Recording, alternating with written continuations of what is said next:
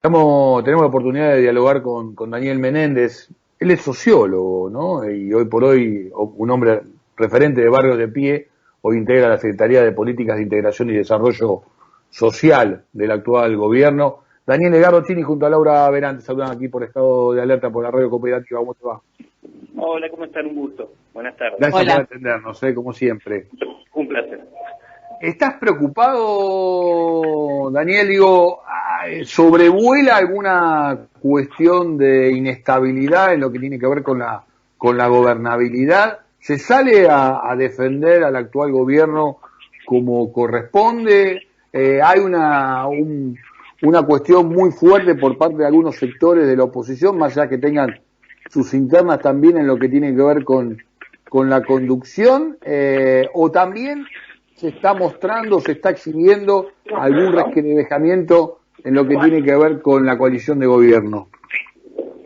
Mira, hay una estrategia sin duda de una derecha que uno lo que ve en Latinoamérica son nuevas formas de construir y de debilitar gobiernos populares que han pasado sin duda la raya de lo democrático, en tándem con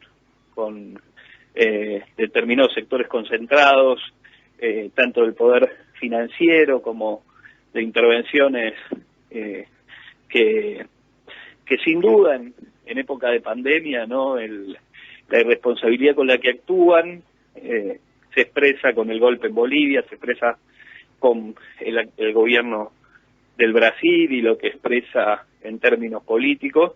Y hay algunos sectores que apuestan a que eso sea una realidad en la Argentina. Hay movimientos raros alrededor del dólar que apuestan a generar condicionamientos del gobierno nacional que con los 4 años de políticas y de deterioro que el macrismo infundió en la sociedad, sumado a la pandemia mundial, dejan escenarios sin duda complejos. Me parece que el esfuerzo, en primer término, es en política pública, recuperar el trabajo como eje ordenador de la sociedad, a pesar de las enormes dificultades, impulsar una política social que esté asentada en el trabajo como horizonte. Me parece que eso es lo que nos va a ayudar en perspectiva a reconstruir el tejido social y después, sin duda, consolidar un bloque social que hoy le da sostén al gobierno, que es clave en ganar mayor unidad y en ganar la cohesión necesaria para enfrentar estos intentos desestabilizadores. ¿Hay algo para leer? ¿Hay algo para tomar nota de estas continuidades de los así llamados banderazos, donde uno claramente ve un porcentaje cierto que tiene que ver con esta pata cívica que han tenido históricamente los golpes que rompieron los sistemas democráticos, los distintos gobiernos democráticos en nuestro país? Pero digo, ¿hay al margen algo para leer, para tomar nota, algo para corregir por parte de la gestión de gobierno, Daniel? A mí me parece que lo que hay que corregir, como cualquier gobierno popular, es construir condiciones materiales que hagan que la gente viva mejor. Parece que nosotros nos tenemos que preocupar como elemento principal en que... Está bien, pero déjame decirte esto. Cuando decimos que la gente viva mejor, uno puede tomar, decir, bueno, estás hablando de aquellos que obviamente pueden hoy por hoy estar en lo que es uno de cada 2 argentinos es pobre, uno de cada 4 es indigente, pero yo te estaba planteando también hacia algunos sectores que son todos malintencionados los que van a estas marchas, o hay algunos que están descontentos y se pueden contener. Por eso te decía, ¿no?, que cuando nosotros mejoramos las condiciones materiales de vida de la gente y estemos en nuestro esfuerzo en ese horizonte, le vas a quitar agua a quienes en definitiva buscan el cuestionamiento para desestabilizar y para generar situaciones que traigan un cambio de horizonte en el gobierno, ¿no? Uno cuando ve los primeros intentos de Patricia Bullrich de salir en el plena pandemia a incitar a que la gente gane la calle, a movilizarse por cualquier cosa. Casi burdo eran las concentraciones, que se decía cualquier cosa, y que el día de ayer, en plena pandemia, y quizá en su pico más difícil, se sostengan estas prácticas. Me parece que ahí hay un poco de todo, ¿no? Y me parece que la mejor forma es construir el mejor gobierno posible para que esas situaciones queden expresadas con el egoísmo, la ridiculez y la malintención que tienen, que es en definitiva horadar la representación institucional que tiene el gobierno. Y eso se está haciendo, expresa ejemplo, digamos, de las medidas que tienen que ver con el IFE, el ATP, la forma en que se encaró sostener la actividad en plena pandemia, o sostener los ingresos, ¿no?, en plena pandemia de los trabajadores, es un elemento que hay que poner sobre la mesa, la asistencia alimentaria. Daniel, justamente, ¿cómo te va? Laura Verán te saluda. Justamente sí. Cuando hablas de esto, entiendo que esta disputa tiene que ver por cómo se van a redistribuir los ingresos. Ahora son muy magros, pero la idea es que también este país va a despegar, digo, por necesidad, ¿no? En algún momento va a existir una pospandemia y ese crecimiento se va a dar, y la discusión es casi de rumbo, te diría. ¿Hay convencimiento de este rumbo aún a costa de también una fuerte fricción interna, que es lo que lo debilita? Digo, no solo está el afuera, sino está el adentro. O por lo menos eso es lo que aparece en la opinión pública. Me parece que en el adentro hay un enorme convencimiento de la necesidad de la unidad, ¿no? Es decir, salimos de un desastre en términos económicos, hay que ponerle un piso, y se le puso un piso a la caída. En el medio apareció la pandemia y ahora es más que necesaria, ¿no? Si era necesaria antes, después de 4 años de macrismo, la mayor unidad posible para poder volver a poner al país en la senda de la producción y del mercado interno, del desarrollo del trabajo, sin duda con las secuelas que deja la pandemia, es más necesaria que nunca esa unidad entre distintos sectores del peronismo, entre la CGT, los movimientos sociales. Hay un amplio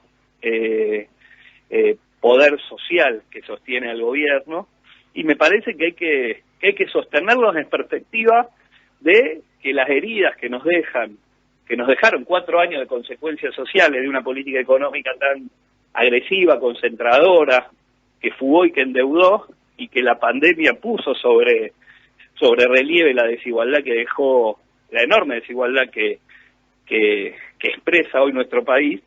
Me parece que esas tensiones internas están deberían, ¿no? Desde nuestro punto de vista, digo, desde la unidad de los movimientos sociales, desde la articulación que uno puede tejer. ¿Se podrá armonizar esta cuestión de que hay gente, la cuestión es ir hacia el trabajo, hacia que cada uno pueda construir su vivienda? Digo, porque uno de los temas es basta de planes sociales desde ese punto de vista, basta de tomas de tierras que terminan después logrando lo que desean. Hay un punto en el medio que conjuga un montón de gente que no tiene malas intenciones, ni intenciones golpistas con el gobierno, que piensa que las cosas se pueden hacer de otra forma. Y eso también sería tal vez un camino del medio, salir del plan al trabajo, algo que se dice pero no se pudo lograr. ¿Vos creés que esta vez puede ser? Sin duda, creo que ese es el camino. A eso me refería cuando hay que demostrar condiciones materiales de mejora concreta, ¿no? Que parte de las condiciones materiales que tiene que vivir la gente es la reactivación del mercado laboral, ¿no? La incorporación de un Estado como motorizador de la actividad para que se generen puestos de laburo, inversiones que generen una reactivación a partir del dinamismo del mercado interno, la necesaria exportación que genere los dólares necesarios para que nuestro país pueda desarrollarse sin saltos devaluatorios que tienen un enorme costo sobre el precio de los alimentos. Todo eso es parte del plan que tenemos que poner en marcha y que le va a quitar agua a la búsqueda de desestabilización que por distintas vías estamos viendo que se ha intensificado, pero es nuestra responsabilidad poner ese horizonte, y parte de la responsabilidad o como elemento previo a que esas políticas alumbren y que aparezcan hoy tiene que ver con la unidad, ¿no? La unidad, me parece que procesar las tensiones internas dentro del bloque que sostiene al gobierno es clave, y me parece que esa es una de las materias que se ha aprendido con claridad. Evidentemente el escenario es de que hay que convivir, no sé si es la mejor palabra, el mejor verbo para conjugar, pero con estos sectores, ¿no? Que lindan lo filogolpista, ¿sí? Pero evidentemente, porque es una realidad, lo hemos tenido oportunidad de hablar con el propio ministro de Defensa, con Rossi, el tema de Bolivia, incluso post revuelta de la bonaerense, hasta qué punto hay que estar atentos, ¿no? Y no, digamos, no fijarse mucho en estas cuestiones, como ocurrió en Bolivia, como de alguna manera tuvo otro proceso en Brasil y demás, y podemos observar algunas situaciones también, incluso en la mismísima Europa, ¿no? Pero a partir de ello también, ahora, por ejemplo, recién hablábamos del tema, una de las demandas es el tema de la tierra, y una de las demandas también por parte de esos sectores es no dar tierras de manera gratuita y demás, como una fuerte crítica. Se viene ahora un desalojo, vamos a decir, en Guernica, que aparentemente ya no va a tener más prórrogas. Se ha trabajado con censos, haciendo censos, se ha desactivado mucho de lo que podía terminar muy mal. Sin embargo, todavía hay una sensación de que pueda haber una situación extremadamente tensa. Daniel, ¿cómo crees que se va a terminar resolviendo esta situación planteada allí en Guernica? Ayer justo hablaba con Andrés Larroque, ministro de la Comunidad, que se ha instalado prácticamente allí en Guernica, está haciendo un trabajo familia por familia para resolver los aspectos que tiene que ver con el hacinamiento y con la falta de vivienda. Hace algunas semanas el gobernador Axel Kicillof presentó un plan de acceso a la tierra y al hábitat que conjugó las distintas áreas que tiene el gabinete de la provincia en una unidad que tiene como horizonte también censar justamente y cuantificar la cantidad de tierras ociosas que tiene la provincia para direccionar una política de hábitat.